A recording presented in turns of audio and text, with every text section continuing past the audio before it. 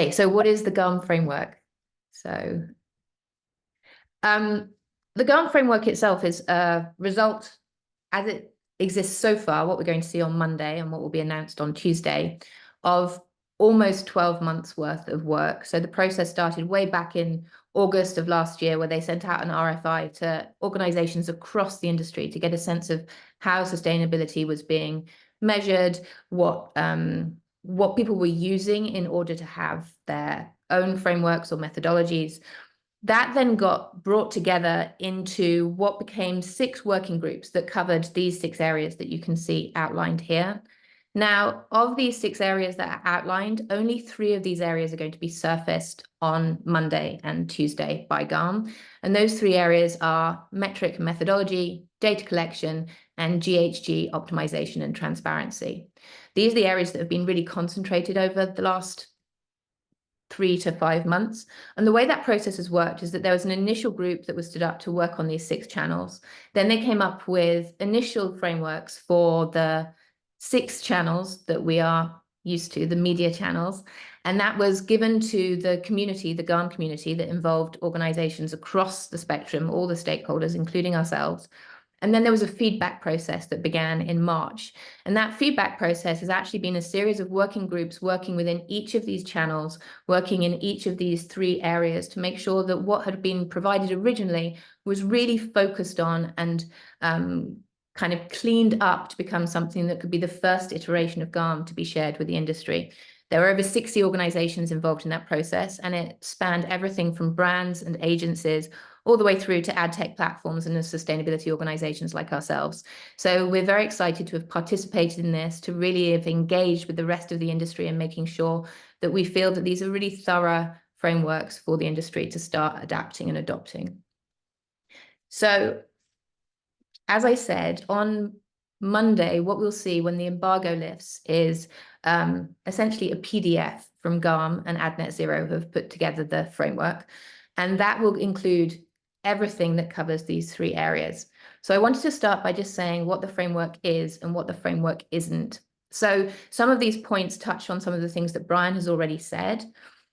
It is a voluntary framework. It is not a compulsory standard. Nobody has to adopt what's in the framework so far, but it's also an enormous gift to our industry. As an industry that wants to be able to systemically decarbonize, the fact that this is now available for us as a framework that everyone can get behind is a huge deal. So we're very excited to be able to support it ourselves as Scope3. This is also a huge step forward for universal standards for our industry. As Brian pointed out, universal standards make a massive difference to adoption, and that's something we hugely support here.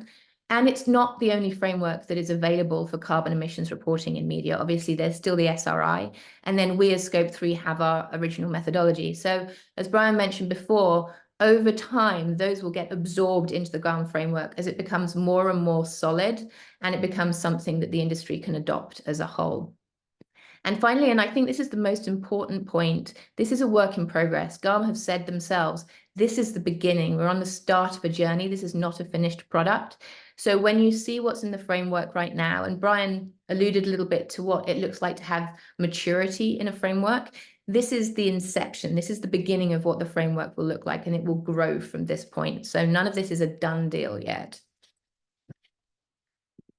So what is coming on Monday? And then what is coming after that? Because it's not all going to be there when we see the embargo lift.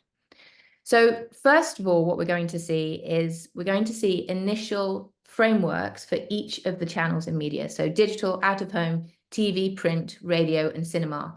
Now, it's worth saying that what GARM have said, so we believe to be the case, is that cinema isn't complete yet. So what we will probably see is only 50% of the framework for cinema.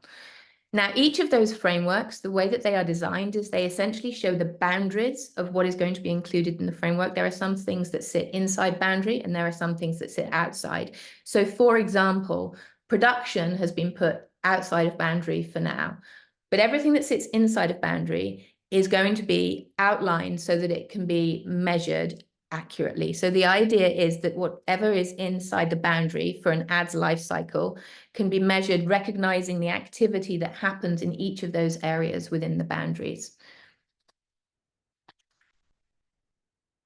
Now, on top of having the channel frameworks themselves, there are also going to be essentially two forms that are coming out.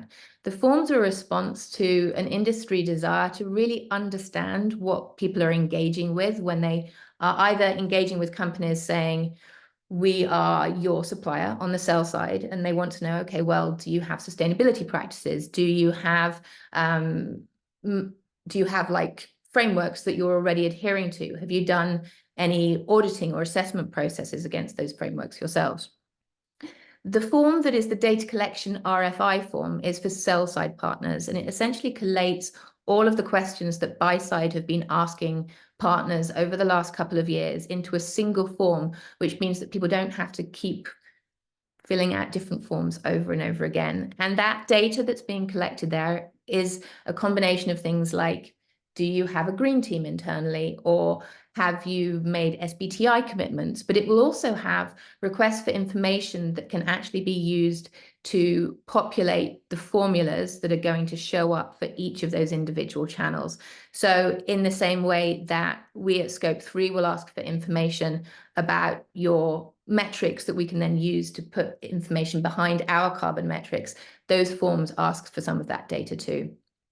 They are voluntary. It's really important to point out that in all of these instances, everything that GARM is putting forward is voluntary. This is a resource for the industry to use. And then on the other side of things, we have the GHG optimization transparency form, which is a bit of a mouthful, which is for organizations like Scope3, but also media companies that are doing estimation and optimization for partners. And the idea there is it's so we can be really clear about what our own methodology involves and the work that we've done as an organization. So whether that's like what methodologies or frameworks we use, or which markets or channels we support, but also really important things that we're very keen to promote within the industry, like the recency of data or the recency of our model or methodology. And again, in this instance, this is an opportunity for us to have that form available to supply to our partners so that our partners or prospective partners can look at the work we're doing and understand more about how our work and methodology actually operates. So what is the timeline for all of this? So on Monday, GARM is going to lift the embargo that they have, as Brian pointed out. And when that embargo lifts and they release their PDF deliverables, that's going to include those GARM frameworks for the 5 channels that we mentioned, and then half for cinema. It's also going to include the data request forms that I just mentioned before, and then formula and data hacks for 3 of the channels. Now, the 3 channels that have been selected for that are digital, TV, and out of home. And the reason why they have that data behind them before the other channels is because they actually represent over 90% of media spend. So they were very much prioritized in this space. Now, what GARM mean by formula is essentially the calculations that go into those frameworks. And what they mean by the data hacks are voluntary solutions that can be made available for people doing reporting when first-party data is not available. And then on Tuesday, June the 18th, GARM will have their official announcement, and that will happen in Cannes. So if you are in Cannes, it's going to be 12 p.m. in French time. So please do be there if you want to be there to see the announcement and hear it from their own mouths. And then after we've got that information through, there is going to be more of the framework being delivered. And that's at the moment it's being suggested that that will come around October, so Q4 of this year. That will be additional emissions formula, data requests, and data hacks for cinema, radio, and print. And it will also be the beginning of some of the data access information that they're putting out. So this is the release of emissions data sources for all 6 of those channels. So those are the data sources that will go behind the calculations. What's not included in any of that, and what we're still waiting to hear a lot more about, is the audit and verification process and the ongoing monitoring. So when I showed that initial slide, those are 2 areas that are part of the 6 different areas of the framework, and they're not yet brought forward as how those pieces are going to be managed. The audit and verification obviously is extremely important. As Brian pointed out, the GARM framework is not yet complete, so audit and verification isn't possible yet, but it's definitely the trajectory that we're on. So we're keen to know more about how happens. And then the final piece is the monitoring. This is essentially, what does adoption of the framework look like? How is the framework going to grow and expand as more people take it on board and it becomes an industry standard? So those are sort of exciting things to follow on. So as a sort of summary, we're not there yet, but we're going to get there.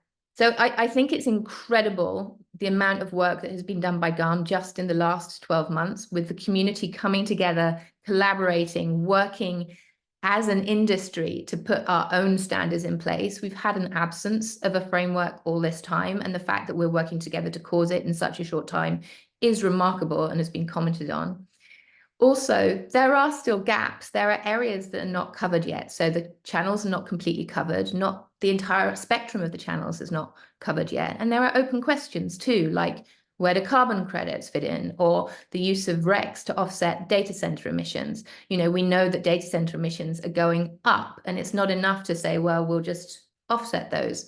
And then, you know, how are these new areas that have been brought into the frameworks, how are they going to be included? I'll actually show you on this next slide what we mean by these new areas, but they've brought in targeting and they've brought in creative generation, which would include AI. So at the moment, there aren't formula for that, and not enough research has been done into those areas. So that's an exciting expansion area, but it's not complete yet.